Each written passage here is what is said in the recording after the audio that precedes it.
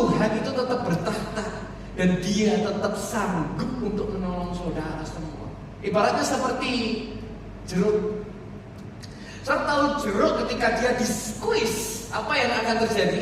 Ketika diremes itu jeruknya, akan keluar yang dinamakan sari jeruk. Dan sari jeruk itu jauh lebih mahal daripada jeruknya, dari buah jeruk. Saya sudah cek. Dimanapun saudara ketemu, es jeruk itu jauh lebih mahal daripada jeruk biasa. Apa yang saya ingin coba sampaikan kepada saudara, ketika ada masalah yang datang dalam kehidupanmu dan seolah-olah itu seperti memeras habis kehidupanmu, saya mau berkata begini, itu hanya akan membawamu, ya, ada sesuatu yang keluar dalam dirimu yang terbaik yang ada di dalam diri kita yang kita nggak pernah tahu. Jadi ketika kita di-squeeze, kita sepertinya diperas, ada sesuatu hal yang keluar dari diri kita yang terbaik, yang menjadikan hidup kita jauh lebih bernilai. Dan tahukah saudara, terkadang bukan kita yang memilih masalahnya, tapi masalah yang seringkali datang untuk memilih tinggal di dalam kehidupan kita. Dan ketika itu terjadi, gak jarang kita harus menghadapinya sendirian. Engkau gak bisa bergantung kepada temanmu, engkau gak bisa minta orang lain untuk menggantikan, menghadapi masalah yang seharusnya engkau hadapi. Bukan karena mereka gak mau, kalau ngomong mau, sebenarnya pasti mau. Tetapi karena mereka sebetulnya gak paham, atau gak bisa relate, gak ngerti apa yang saudara sedang alami hari-hari ini.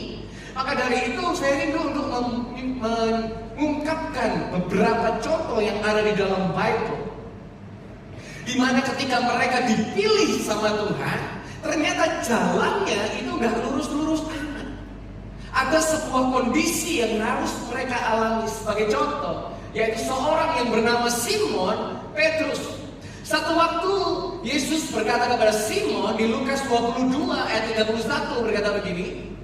Lalu Tuhan berkata, Simon, Simon, lihatlah, setan telah menuntut untuk menamping kau seperti gandum. Lihatlah, setan telah menuntut engkau. Bahasa Inggrisnya berkata, Satan have asked for you and for you alone, not the other. Jadi iblis itu minta untuk Simon Petrus ditampi dan bukan yang lainnya. Dari antara murid-murid yang ditampi itu cuman, yang diminta iblis untuk ditampi cuman seorang yang namanya Simon Petrus. Adakah dari hari ini saudara yang sedang ditarget sama musuh? Adakah dari saudara yang sepertinya engkau sedang dirancangkan untuk jalan? Bahkan Simon Petrus, iblis sendiri yang minta. Saya melihat bahwa ketika kita dipilih sama Tuhan, ada kondisi-kondisi di mana orang itu tidak bisa relate, orang itu tidak bisa mengerti apa yang terjadi dalam kehidupan kita. Contoh lain yaitu adalah Tuhan Yesus Kristus. Satu waktu Tuhan Yesus sedang berdoa di Taman Getsemani. Matius 26 ayat ke-38. Dia berkata di sana, jiwaku sangat berduka seperti akan mati. Kalau saudara membaca ayat ini, kira-kira apa yang muncul dalam pikiran saudara? Jiwaku berduka seperti akan mati. Itu kira-kira apa yang dialami Yesus? Dan ketika Yesus mengucapkan kalimat ini, yang terjadi adalah dia sedang berdoa. Dan ketika dia berdoa, dia ngajak murid-muridnya untuk ikut dalam Taman Getsemani untuk berdoa bersama-sama. Sementara Yesus sedang berdoa, dia begitu kusutnya, bahkan Bible berkata begitu perasaannya Tuhan Yesus begitu meluap sehingga dia meneteskan keringat yang seperti darah. Dan begitu selesai dia berdoa, dia kembali kepada murid-muridnya. Apa yang Yesus temukan, apa yang Yesus lihat, murid-muridnya sedang melakukan, ada yang tahu? Murid-muridnya lagi bobo. Tengok kanan kiri saudara, katakan jangan bobo di sini. Ya? Sementara Yesus sedang berkata bahwa jiwaku seperti akan mati. Murid-muridnya tinggal bobo.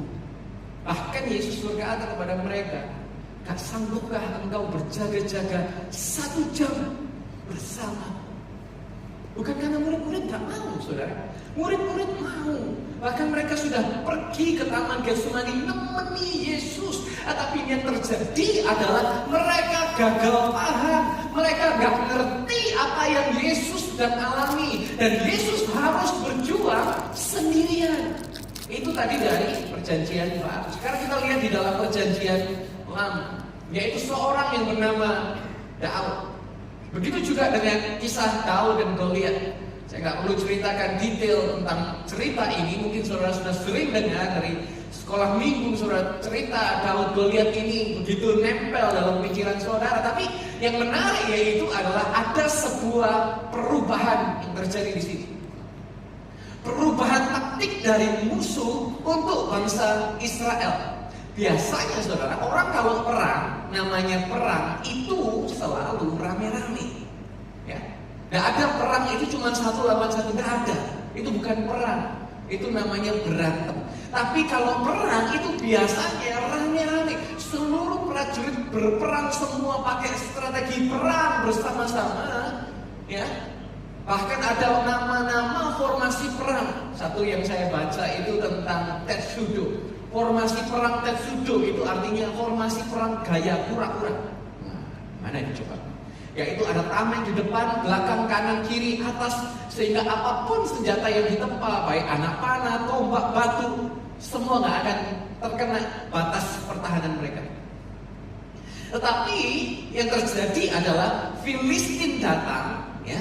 Filistin datang berkata, kita kali ini perangnya bukan rame-rame. Kita perangnya 1 lawan 1. Ini yang membuat bangsa Israel bingung. Ini aneh ini. Gimana bangsa perang 1 lawan 1? Padahal Israel itu jagoannya perang rame-rame. Tiba-tiba selama 40 hari Goliat itu nantang bangsa Israel. Setiap pagi, setiap sore Goliat maju ke medan perang. Dia mengolok-olok Israel, dia mengutuk-ngutuki Israel. Dan setiap kali Israel dengar derapan langkah Goliat, seluruh Israel ketakutan, bahkan gemetar. Saya bisa bayangkan perasaannya Daud bagaimana ketika dia harus mengantar makanan untuk kakak-kakaknya yang ada di battlefield, di medan perang. Dia mungkin bingung. Kenapa? Karena pasukan yang selama ini dia bangga-banggakan kok sekarang dihina-hina sama musuh. Bukan cuma dihina-hina, tapi bagaimana pasukan yang dia bangga-banggakan takut menghadapi seorang Goliat. Apa yang terjadi di sini? Kenapa ini bisa kayak begini? Raja Saul dan para prajuritnya terpana, terbelalak melihat Goliat. Goliat menjadi masalah terbesar bagi Israel sejauh ini. Ya karena memang badannya Goliat besar. Tetapi begitu lihat Goliat, mereka terpana. Dan perhatikan, semakin lama dia lihat Goliat, semakin besar Goliat di mata bangsa Israel. Sampai mereka lupa siapa Israel. Mereka lupa siapa yang menyertai mereka. Mereka lupa bahwa selama ini bangsa Israel belum pernah kalah perang sama sekali. Mereka merasa kecil, mereka merasa tidak punya harapan, mereka merasa tidak berdaya. Dan sepertinya strategi musuh berhasil. Tapi Daud tidak pernah melihat besarnya Goliat. Daud melihat betapa besarnya Tuhan dalam hidup Daud. Sehingga Daud bisa melihat ukuran Goliat yang sebenarnya yang tidak lebih dari yang seharusnya. Berapa banyak hari ini kita melihat masalah jauh lebih besar dari ukuran yang sebenarnya. Saya mau berkata kepada saudara, the giant that's in front of you is never bigger than the God who is inside of you. Ada masalah apapun yang ada di depanmu itu tidak pernah lebih besar daripada ada Tuhan yang di dalam kehidupan saudara. Ketahui apapun yang sedang engkau alami, engkau hadapi, engkau tetap punya Tuhan yang lebih dahsyat, lebih luar biasa, mampu menyatakan keajaiban terjadi dalam kehidupanmu. Percaya, katakan